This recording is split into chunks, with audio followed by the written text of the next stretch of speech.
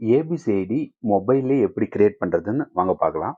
First வந்து பார்த்தீங்கன்னா, கூகுளில் abc.gov.in டைப் பண்ணிவிட்டு அதை கிளிக் பண்ணிக்கோங்க. கிளிக் பண்ண உடனே நம்மளுக்கு வந்து இந்த மாதிரி பேஜ் ஓப்பன் ஆகும். பேஜ் ஓப்பன் உடனே மேலே லாகின் இருக்கு பாருங்க, அதை கிளிக் பண்ணுங்க.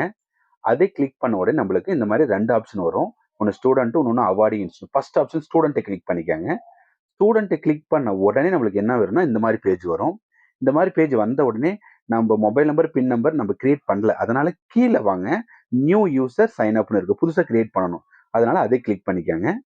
கிளிக் பண்ணிட்டு அடுத்த பேஜ் இப்படி ஓப்பன் ஆகும். ஓப்பன் ஆன உடனே நம்ம என்ன பண்ணால் ஃபர்ஸ்ட் மொபைல் நம்பர் போடணும்.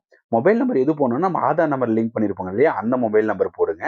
அந்த மொபைல் நம்பர் போட்டுனே ஜென்ரேட் ஓடிபி கொடுத்த உடனே நம்மளுக்கு என்ன ஆகுனா ஓடிபி மொபைலுக்கு வரும். அதை அதில் என்டர் பண்ணுங்க. பாரு, இந்த மாதிரி என்ன பண்ணலான்னா இந்த மாதிரி என்டர் பண்ணுங்க. என்டர் பண்ண உடனே நம்மளுக்கு வெரிஃபை ஓடிபி கொடுத்துருங்க. வெரிஃபை ஓடிபி கொடுத்த உடனே கீழே வந்து பார்த்தீங்கன்னா செலக்ட் ஐடென்டிட்டி டைப் இருக்கு. அது கொடுத்த உடனே நம்மளுக்கு ஆதார்னு கிளிக் பண்ணிக்காங்க. அது கீழே ஃபுல் நேம், அது உங்களோட நேம் வந்து 12th மார்க் ஷீட்ல இல்லைன்னா ஆதாரில் எப்படி இருக்குதோ அந்த மாதிரி நேம் போட்டுக்கோங்க, ஃபுல் நேமு. கீழே டேட் ஆஃப் பர்த், அடுத்து வந்து ஜெண்டர், செலக்ட் ஜெண்டர் வந்து பார்த்தீங்கன்னா நீங்கள் மேல் இருந்தால் மேல், ஃபீமேல் இருந்தால் ஃபீமேல்னு போட்டுக்காங்க. யூசர் நேம் வந்து எதுனாலும் கொடுத்துக்காங்க, உங்களுக்கு பிடிச்ச பேர் எதனா ஒன்று கொடுத்துக்காங்க. பின் நம்பர் வந்து ஒரு 6 டிஜிட் பின் நம்பர் போட்டுக்காங்க, ஏதோ ஒரு நம்பர் போட்டுக்காங்க. அதே மாதிரி கன்ஃபார்ம் பின் நம்பர் இருக்கு பார்த்தீங்களா, அதில் ஒரு மேலே என்ன பின் நம்பர் போட்டிங்களோ அதே பின் நம்பர் கன்ஃபார்ம் பின் நம்பர் போட்டு கீழே டிக் மார்க் கொடுத்துட்டு கீழே வெரிஃபை கொடுங்க. வெரிஃபை கொடுத்த உடனே உங்களுக்கு எந்த மாதிரி வரும்னா இந்த மாதிரி வரும். உங்களோட பேரு, உங்களோட date of birth, gender, mobile number வரும். வந்த உடனே கீழே பாருங்க, இங்கே தான் ஆதார் நம்பர் ஒரு டைம் வெரிஃபை, மொத்தம் உங்களுக்கு 2 டைம் வெரிஃபை வரும். ஒன்று மொபைல் நம்பர் வெரிஃபை வரும், இன்னொன்று வந்து ஆதார் நம்பர் வெரிஃபை வரும். இப்போ ஆதார் நம்பர் அந்த இடத்துல போட்டு கீழே வெரிஃபை கொடுத்தீங்கன்னா உங்களுக்கு ஓடிபி வரும். எந்த ஆதார் நம்பரில் உங்களுடைய ஃபோன் நம்பர் தான் அதுக்கு வந்து ஓடிபி திரும்ப வரும். அதே வெரிஃபை கொடுத்துங்க. வெரிஃபை கொடுத்த உடனே உங்களுக்கு எப்படி வரும்னா பேஜ் அடுத்து இப்படி வரும். இப்படி வந்த உடனே ஃபர்ஸ்ட் என்ன கேட்குதுன்னா ஐடென்டி டைப் அப்படின்னா, நீங்கள் ரிஜிஸ்டர் நம்பர் கொடுக்குறீங்கன்னா கிளிக் பண்ணீங்கன்னா அது மாதிரி காமிக்கும். ரிஜிஸ்டர் நம்பரா என்னன்னு நீங்கள் ரிஜிஸ்டர் நம்பரை கிளிக் பண்ணிக்காங்க.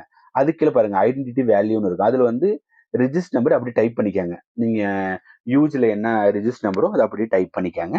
அது கீழே பாருங்க, நீங்கள் என்ன யூனிவர்சிட்டியில் படிச்சீங்க, இப்போ காலேஜ் நேமெல்லாம் போட தேவையில்ல. என்ன யூனிவர்சிட்டி படிச்சீங்களோ அதை நீங்கள் யூனிவர்சிட்டி நேமை மட்டும் கிளிக் பண்ணி அதுலேயே வரும், ஆப்ஷன்லாம் வரும். அதில் பெரிய யூனிவர்சிட்டின்னா பெரிய யூனிவர்சிட்டி போட்டுக்காங்க. அது கீழே பாருங்க அட்மிஷன் இயர்னா எப்போ ஜாயின் பண்ணீங்களோ அந்த வருஷம். இப்போ ஃபர்ஸ்ட் இயர் 2020 ஜாயின் பண்ணீங்கன்னா 2020 போட்டுக்காங்க. எந்த இயர் ஜாயின் பண்ணீங்களோ அந்த இயரை போட்டுக்காங்க. கொடுத்து சப்மிட் கொடுங்க. சப்மிட் கொடுத்த உடனே என்ன வரும்னா இந்த மாதிரி பேஜ் வரும்.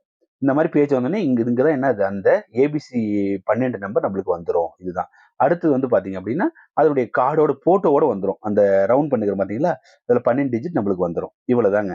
தேங்க்யூ.